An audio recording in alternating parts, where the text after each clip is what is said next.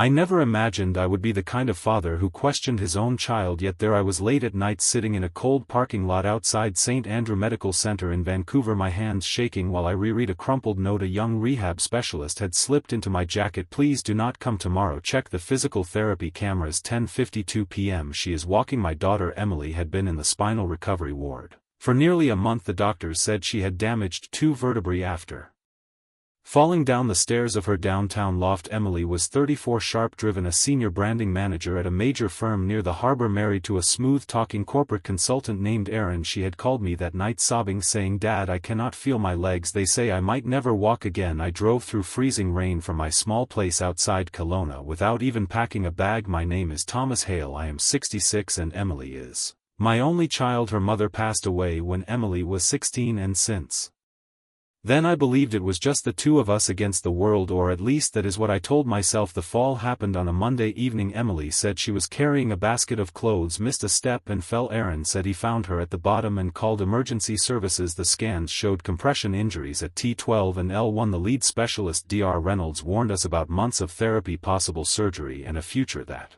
might include permanent disability, wheelchairs, and lifelong care. I sold one of my vacation rentals within days because Emily and Aaron still had a heavy mortgage, and Aaron hinted his firm was cutting positions. They needed money for treatments, home renovations, private nurses. I did not hesitate. The first transfer I made was for $48,000. I showed up every day, arriving before sunrise and leaving after visiting hours ended. I watched my daughter lie pale and exhausted, trying to move her legs while doctors performed tests and spoke in careful voices. Aaron was always there, attentive, grateful, thanking me for my support, telling me what an incredible father I was, how lucky Emily was, and I believed him until little things started to bother me. The way Emily stiffened around certain staff, the way Aaron constantly stepped out to take calls, the way Dr. Reynolds seemed to visit only when I was gone, leaving notes I could not quite read. Then one afternoon I stepped out to grab coffee from a corner CAF, and when I returned, a young rehab aide named Lily Park stood outside Emily's room, her eyes red. She asked quietly if I was Emily's father, then said she could lose her job for this, but she could not ignore it anymore. Something about Emily's muscle tone and movement did not match her diagnosis. She said I should request the therapy wing security footage, especially late nights around 10:52 p.m. when Emily thought no one was watching. She pressed a note into my hand and said she was transferring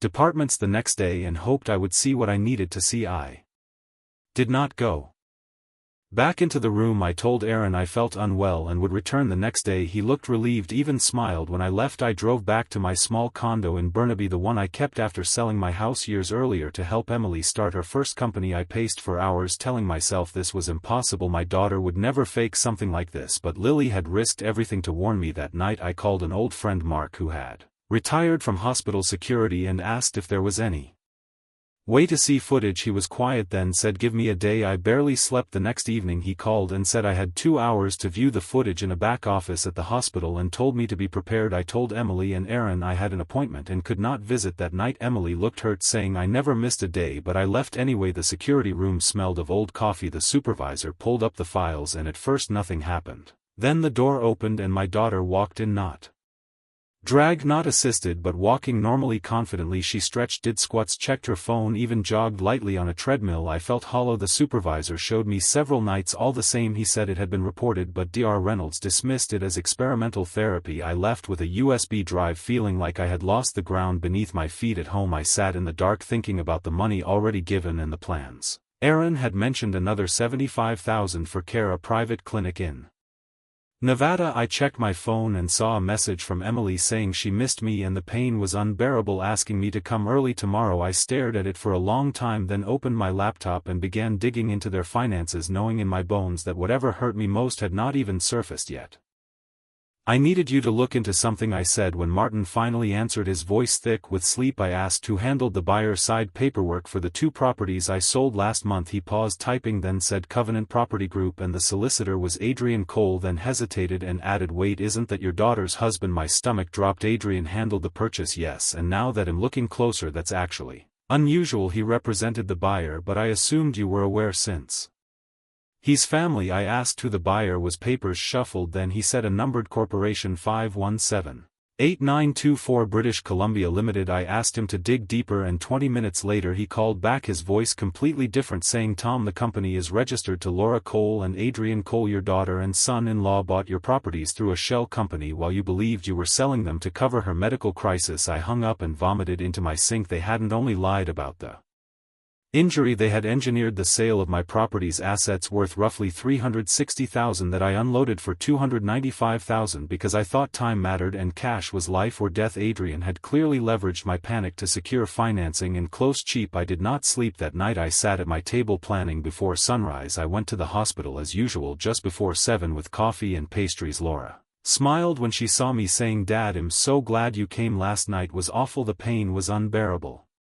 Sweetheart, I said calmly, I need to discuss something. Adrian looked up from his phone and asked if everything was all right. I said I wanted to review the renovation plans again to be sure we did things properly, and for the next 2 hours I listened as Laura detailed ramps, lifts, bathroom changes while Adrian showed estimates, timeline spreadsheets. They were flawless, rehearsed. Then around 9 the attending neurologist Dr. Keaton arrived, ran routine checks, typed notes and said gravely there was no improvement and we needed to prepare for permanent paralysis. I watched my daughter cry on cue. After he left I excused myself, saying I needed to arrange another transfer. Instead I went straight to administration. I had already set a meeting with the director, Helen Cross, a sharp woman in her 50s who looked irritated until I told her plainly I had evidence of insurance fraud, medical falsification and institutional complicity. Her face hardened. I placed the flash drive on her desk and told her to watch the recordings late nights over multiple dates. She did in silence, shock turning into anger. She asked if Dr. Keaton knew and I said, according to your own security chief, he shut it down days ago. She stood and told me to wait. Half an hour later she returned with legal counsel and the head of neurology, Dr. Elaine Porter, who said she would personally pull the original files within the hour. Police were called. Fraud detectives arrived. I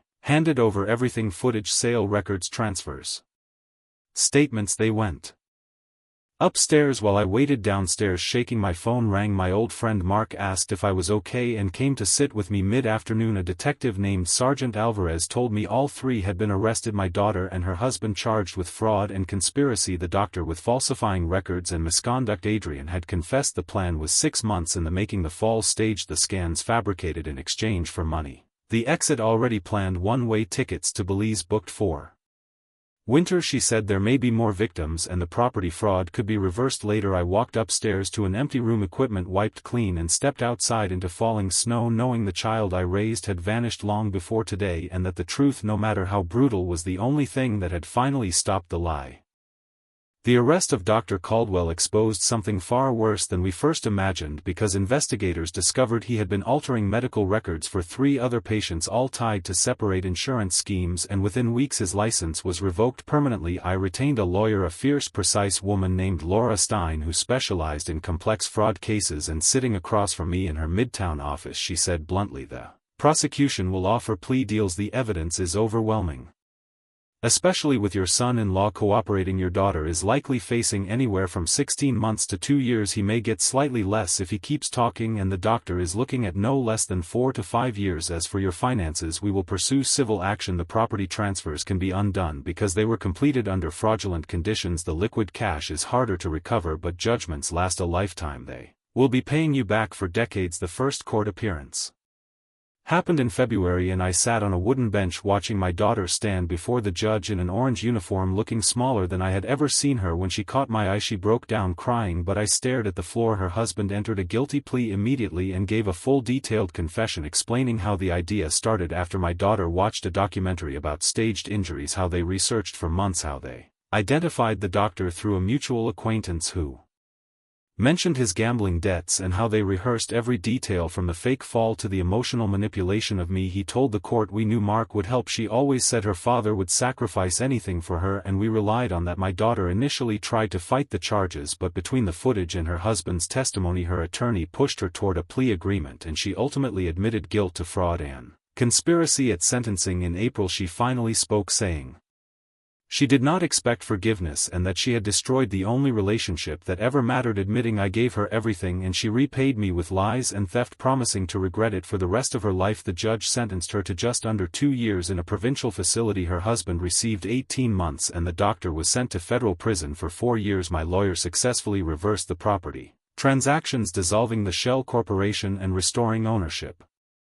To me, although the homes had sat vacant for months, restitution was ordered, $47,000 plus interest. Though Laura warned I would likely never see most of it, I told her to pursue it anyway so it would follow them forever. In early summer I received a call from the therapist who had first warned me, asking gently how I was coping. She had left the hospital after the scandal and was now working at a rehab center outside the city, and before hanging up she asked if I might want to meet for coffee, saying she felt connected to what happened and wanted to know I was alright. We met the following week at a small CAF and talked about everything except my daughter, her career, my plans, old movies and quiet things, and when I admitted I had to rebuild a future I thought already mapped out, she said that reimagining life later on was hard but sometimes necessary. We began seeing each other regularly, nothing romantic, just steady companionship, and it helped more than I expected. That fall, nearly a year after the arrests, I finally visited my daughter in prison. After months of letters filled with apologies and explanations, the visiting room was stark and smelled of disinfectant, and she looked older, shorter hair, sharper edges. She thanked me for coming and told me she hated herself, but I told her that was no longer my concern because it did not undo what she had done. She tried to explain the pressure, the debt, the appearances, the fear of asking me for help again, and admitted she convinced herself